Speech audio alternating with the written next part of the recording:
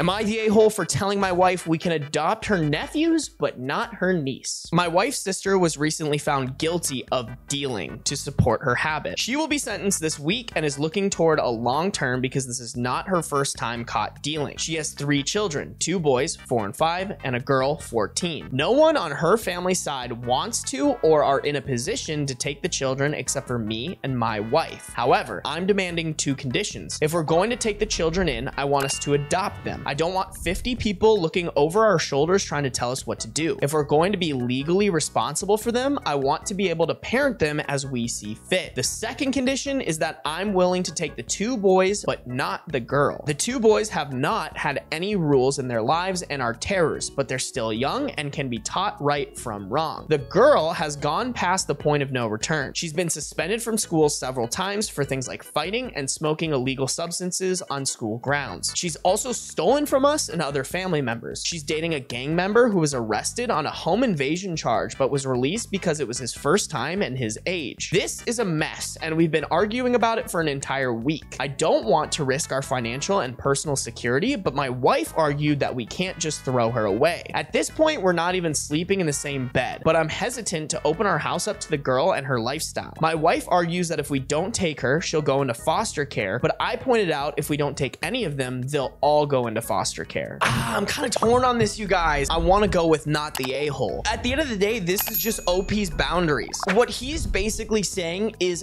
I don't feel safe bringing this girl in. She's proven that she'll steal, she'll bring illegal substances into the house, bring around her gang member boyfriend, who not only is he a risk, but he's associated with people who's also a risk. I kind of see where OP's coming from here. I'm trying to decide if it's just like unfair for him to take in part of the family but not the rest, you know? The adoption part's hard because that puts you all the way in there. Like, there's no backing out there. If you're just like taking care of them, this is terrible, but you can always give them back to foster care. Versus I feel like if you adopt them, then you become legally responsible for them. I think it would be extremely difficult to take in a 14-year-old and then change their current ways. Oh, that's so tough, guys. What are we feeling? What are we feeling here? That's a tough one. As a person who almost got separated from my siblings in the system, it caused a lot of trauma. I overall don't believe in splitting them up, but some of their reasons are fair concerns. Is it an a-hole move to only take 2 out of the 3 kids in? Would it be less of an a-hole move to not take in any of them because it would be unfair to her? Not saying that they would get broken up, but there's still honestly probably pretty good chance that they're gonna get broken up in foster care. I think I have to go with not the a-hole. I recognize that he's like establishing a boundary that's like, this child in my eyes is past fixing, and if we bring her in, it's gonna bring more harm than it is gonna be good if we just let her go into foster care. It will also be difficult to establish rules for the niece to follow because she's a teenager. Yes, you're dealing with someone who has substance issues, doesn't care about school, and is actively getting suspended from school, and is associating themselves not just friends-wise, but relationship-wise with people who are just known to be dangerous. Personally, I wouldn't want to put myself in that situation either. 14 is also still really young. If he isn't willing to house her, he could at least help in getting her the help she needs. A lot of her behavior seems like a cry for help. I don't know. I'm not really reading that as a cry for help. I'm reading that as rebellion. As someone who knows that life, if they end up splitting the kids up, they should be big people and tell her why they can't risk taking her in. I was adopted and have had issues. Okay. Honestly, I think you need to treat the teenager like an adult, and you have to be like, hey, look, this is how we feel. We've seen you have issues in school with getting suspended, smoking illegal substances. You're dating this gang member who actively just got in trouble for a home invasion and who is clearly dangerous. Those are not things we're going to tolerate. So if you come into our house and that continues, we're going to kick you out. Like, maybe the solution is to not adopt right away, but with the intention of adopting kind of like, I guess, what works out. Like, as terrible as that sounds, I think OP should give the 14-year-old a chance at redemption. But if it doesn't work out, like, I think OP is completely in his rights to be like, I didn't sign up for this. The 4 and 5-year-old are manageable. We'll adopt them, but this 14-year-old, we got to send her to foster care. Maybe adopt all of them and take the niece and nephews to meet a therapist, both as a group and as individuals, to figure out what to do. I think your intentions are right, Maverick, but you can't just, oh, we have an issue, like throw them at a therapist. What if the 14-year-old doesn't want therapy? Like, what if the 14-year-old is like, this is the life I'm living. I want to date this guy. I want to keep doing illegal substances. I don't want to care about school. Sending them to a therapist isn't going to automatically fix that. I agree though with the 4 and 5-year-old. The 14-year-old is old enough, kind of old enough to make her own decisions. And if those decisions aren't to make herself better, then this this isn't going to work. I think it's unfair to not give her a chance. I think it's fair to go up to her and say, hey, look, you're on a bad path. If you are willing to give all that up, we will give you a home. If you don't want to do that, then we don't have a home for you. At the end of the day, I don't think he truly has any like moral responsibility to this child. This is just all like, what is OP comfortable with? And I think that's important to take into account. I want to reiterate that OP isn't required to do any of this, but I do have to say his willingness to give people chances has to be equal. I think that's more of the conclusion I'm coming to. If he's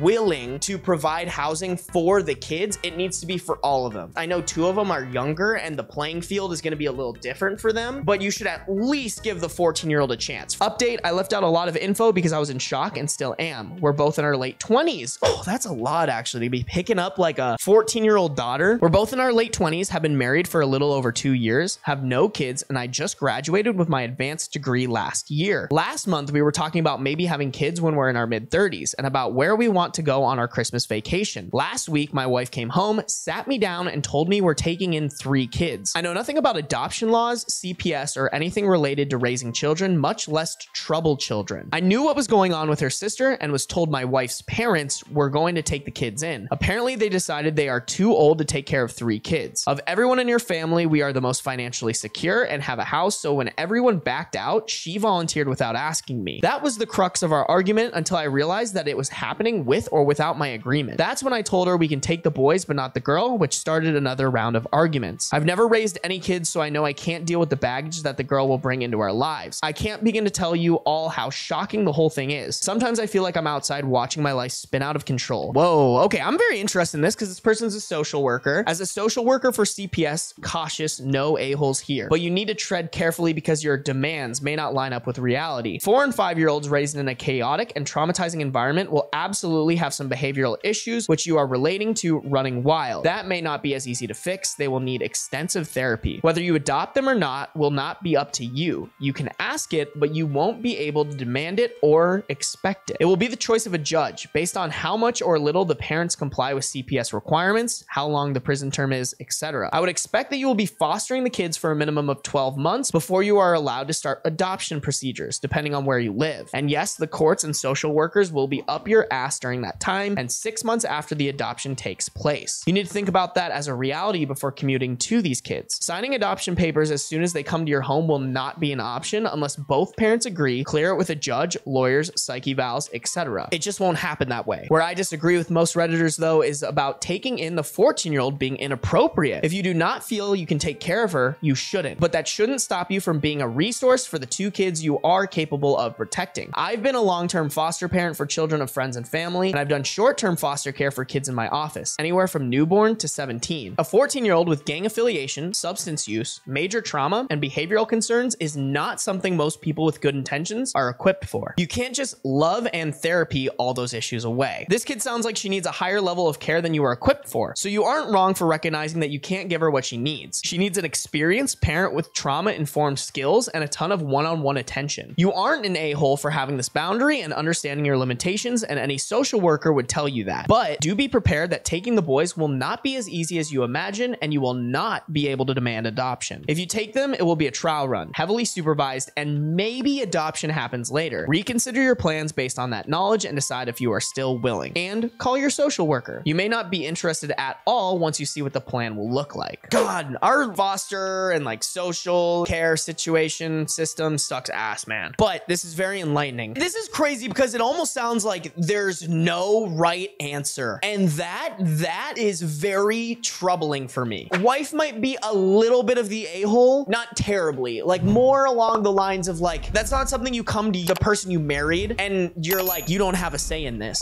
I think I have a problem with that.